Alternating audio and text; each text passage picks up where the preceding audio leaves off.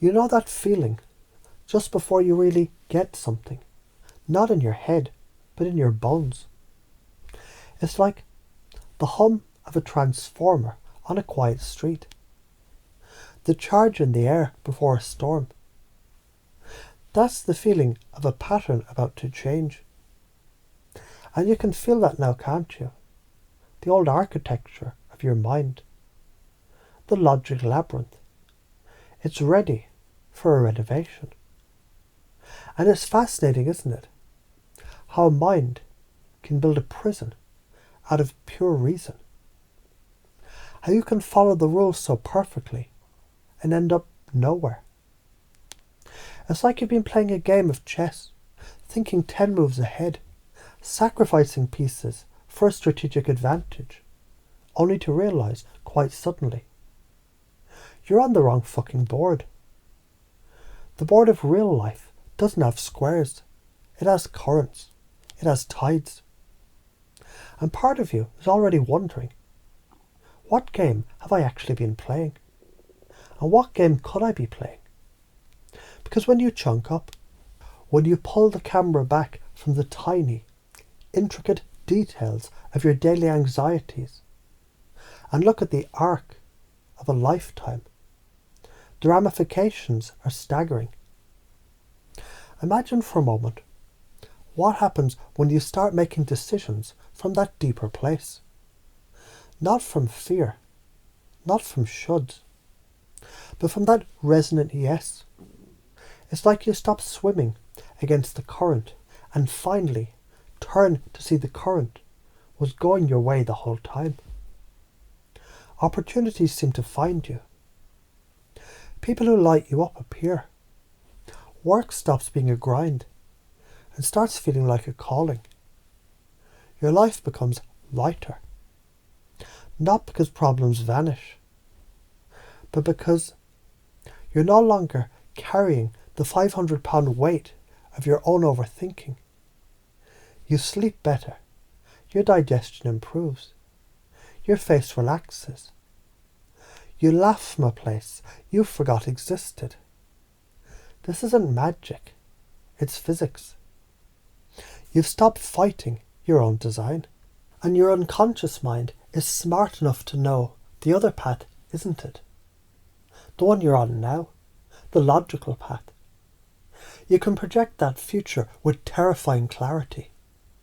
It's the slow, quiet accumulation of sensible choices. It's the slightly more expensive car, the slightly bigger mortgage, the promotion that demands just a little more of your soul. So life measured in metrics and milestones, where you check every box except the one that says, are you fucking alive in there? And the end of that path is a profound, unshakable regret.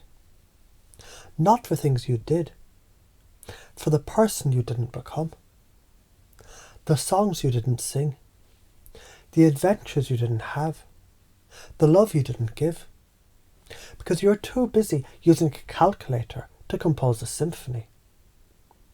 And the beautiful, terrifying truth is, your unconscious mind already knows which path is yours. It's been trying to send you memos. That tightness in your chest when you say yes to something you mean no to. That's a memo. That feeling of existential dread on a Sunday night. That's a memo. That sudden, inexplicable joy when you see a bird in flight or hear a piece of music. That's the fucking blueprint. So let's do something about that right now. In a moment, I'm going to count from 1 to 3.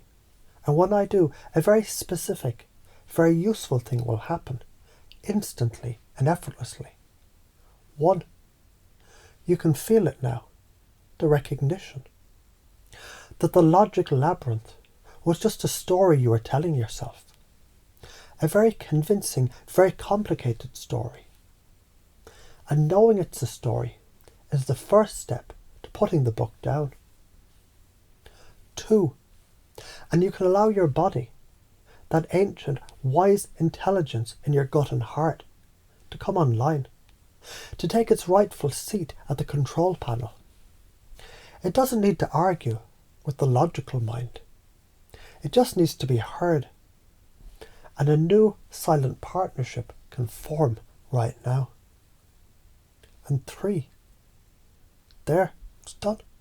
The installation is complete. From this point forward, your internal compass has been recalibrated. It's no longer set to external approval or logical supremacy. It's set to Soul North. And you'll find in the days and weeks to come that this new guidance system is fun. It's exciting. It will surprise you. It might have you taking a different route to work and seeing a shop you never noticed. It might have you sending a text to an old friend just because you felt like it. It will have you choosing the book that calls to you, not the one you should read. It will feel like life is becoming a fascinating, collaborative work of art, and you're finally holding the brush. The labyrinth is behind you. You don't even need to look back to know the walls. They're already turning to dust. Now take a deep breath, and when you open your eyes, you can open them to a world that looks the same, but is now full of possibilities you were previously trained to ignore. Welcome to the other side of the game.